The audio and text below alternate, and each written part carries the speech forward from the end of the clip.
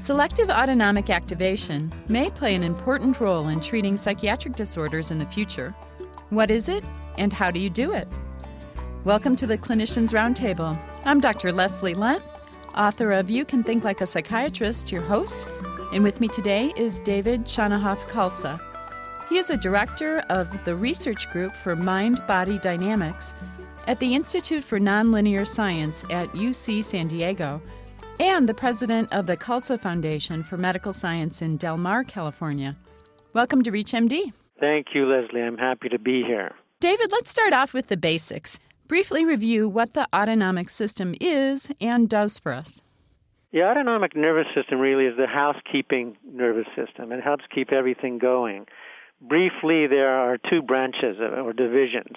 One's called the sympathetic nervous system, and that helps prepare for increased levels of activity and the fight or flight response, which includes an increase in heart rate, blood pressure, cardiac output, a diversion of blood flow from the skin and splenic vessels to those supplying skeletal muscles, increased pupil size, etc., and changes in metabolism that utilize fat and glycogen. The other nervous system, our parasympathetic nervous system, leads to rest, conservation, and restoration of energy, and thus to a reduction in heart rate, blood pressure, and the facilitation of digestive processes and elimination. Basically, it's the nervous system that's active when we're resting and healing, when our body's going through healing processes. Now, you talk about selective autonomic activation. What is that? It's selective unilateral autonomic activation. The sympathetic nervous system has two branches, one on each side of the body, as does the parasympathetic nervous system. And normally when we think of the parasympathetic nervous system, we're thinking about the vagus nerve. So there's a vagus on each side and a sympathetic trunk on each side, and most organs and most tissues are innervated by both. But what modern medicine has failed to compute or really understand in any significant way is that the sympathetic nervous system on one half of the body dominates, and simultaneously on the opposite side, the parasympathetic nervous system is dominating. And these switch back and forth. So at any one time we have a right sympathetic dominance and a left parasympathetic dominance, or conversely, a left sympathetic dominance and right parasympathetic dominance. And this affects all of the organs in the body that especially have bilateral structure, including our brain. The best way really to get a handle on it is something that's called the nasal cycle. It's really a marker for lateralized autonomic activity. We all know that when we have a cold, and we attempt to blow our nose, one side is really completely congested. Or we've all had that experience. Yes, right now, and then actually. A few hours later, it would probably be the other side that's completely congested. And we're sort of baffled. Well, why does this happen? Sometimes we're laying down in bed and we notice that the lower nostril, so to speak, is the one that's congested. And we always assume, well, that's gravity allowing mucus to drain from one sinus to the lower sinus. And actually, that sounds logical. It is logical, but it's not accurate. What we really have is on the fifth intercostal space, right by the armpit, there's an autonomic reflex point. And you can mimic that pressure in a horizontal posture by sitting vertical and pressing on it as well.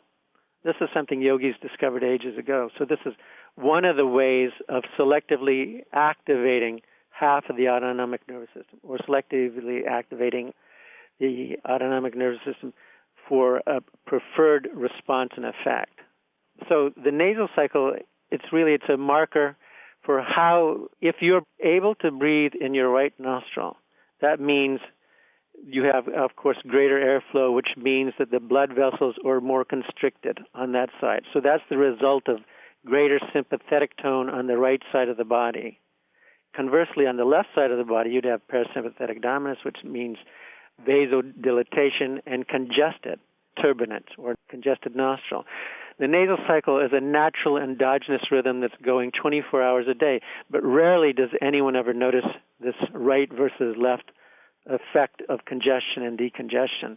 But the unique thing about it, Leslie, is that the two hemispheres of our brain are also alternating in dominance, in phase with the nasal cycle.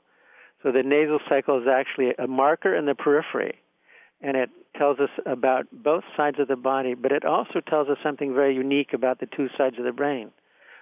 Very few people know, even though it's been published now for 25 years, and I did this work along with other colleagues when I was at the Salk Institute in 1983.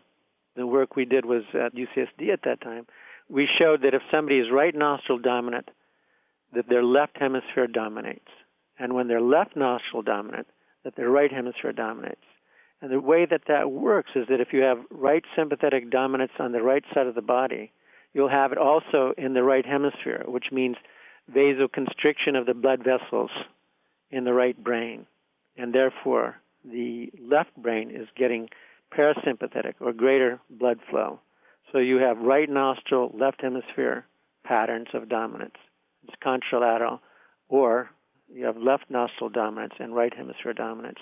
This happens throughout the entire day and through the night, and it's coupled to REM sleep rhythms. We've published all of this in very prestigious peer-reviewed journals.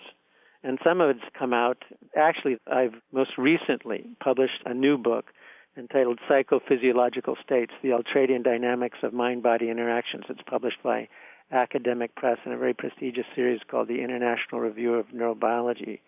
So that just came out at the beginning of this year.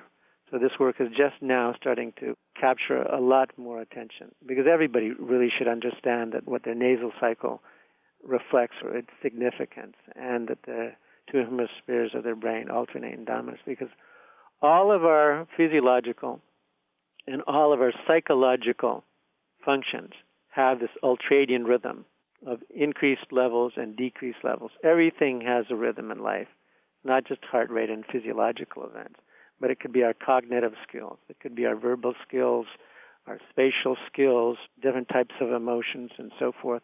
All of the psychiatric disorders will have severities or lesser severity of symptomatology and so forth.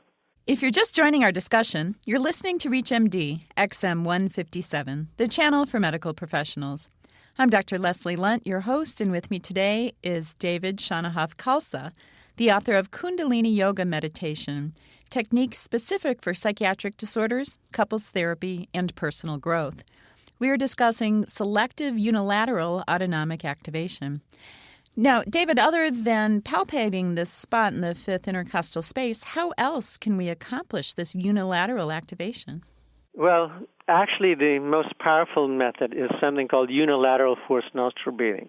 You know, this nasal cycle cerebral rhythm was also discovered by yogis in ancient times, and that's actually where I got the clue to do these studies several decades ago. So if you force breathe through one nostril, let's say you force breathe through the right nostril, you'll activate sympathetic tone on the right side of the body and stimulate the left cerebral hemisphere. And conversely, if you force breathe through the left nostril, you'll stimulate the right hemisphere. And so unilateral forced nostril breathing, which is rather ironic that we don't know anything about it, even though the nose is so prominent on our face, it's a tool to selectively activate half of our autonomic nervous system, one hemisphere of the brain.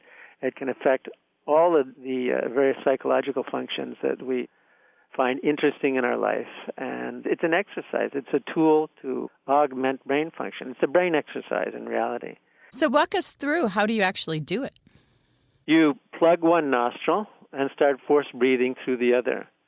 You can either be congested in one nostril and breathe through that nostril, or you can breathe through the one that's already the patent or more dominant nostril.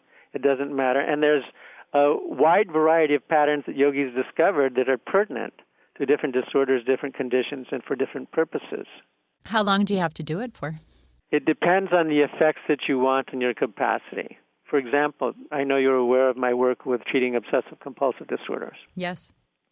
And in 1975, when I was training with Kundalini Yoga, I was taught a technique that yogis discovered thousands of years ago, a left nostril breathing technique that was specific for treating OCD, obsessive-compulsive disorders. At the time, I didn't even know what the disorder was, but I'd learned this technique. And when the technique is perfected, somebody closes off the right nostril. They slowly breathe through the left nostril and hold the breath, then slowly exhale through the left nostril and hold the breath out. And when it's perfected, They slowly inhale over 15 seconds, hold the breath for 15 seconds, slowly exhale for 15 seconds, and hold the breath out for 15 seconds, and do that for 31 minutes. So it's 31 times of that pattern in 31 minutes. So they're breathing at one breath per minute. And this puts somebody through a huge transformation, not only in how their central nervous system works, but their psyche. Their psyche is completely reconstructed, and they eliminate the disorder. Now, it sounds like it's near impossible feat, and almost no one could sit down and do it without substantial training to begin with. So there's a whole protocol that I've developed, an 11-part protocol that helps enable somebody to do this, it helps them develop the skills to do it, and it helps give them a great deal of relief. So even by the time they get to this left nostril breathing technique, they've had a tremendous or almost complete, if not a complete relief of symptoms, at least for a period of time. So that's just one of the sort of psychiatric disorders that can be treated with selective unilateral autonomic activation. There are patterns that are just very general patterns where somebody inhales through the left, exhales through the right, inhales through the right, exhales through the left. That's a very common technique called alternate nostril breathing. But there's techniques where people are inhaling through the left, holding their breath for a long period of time, and then slowly exhaling through the right, and again approaching, if not achieving, one breath per minute again with that pattern. And then there's other parts that go with it, with the eyes and sounds and hand postures and so forth. Kundalini Yoga is really a very complex system. It's the ancient system before it was broken down into different branches that we now are more commonly aware of, like Hatha Yoga and so forth. Mm-hmm. Now, many of our listeners, David, are primary care physicians where this is quite foreign to them. If they're interested in learning more about it or their patients are interested, where should they turn? Well, obviously, I'd like to see people purchase my book because it's got 64 different meditation techniques in it.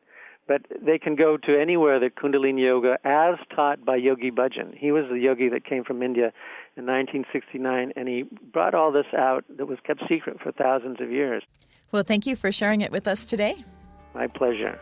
We've been discussing the practical utility of selective unilateral autonomic activation with our guest, David Shannahoff-Khalsa.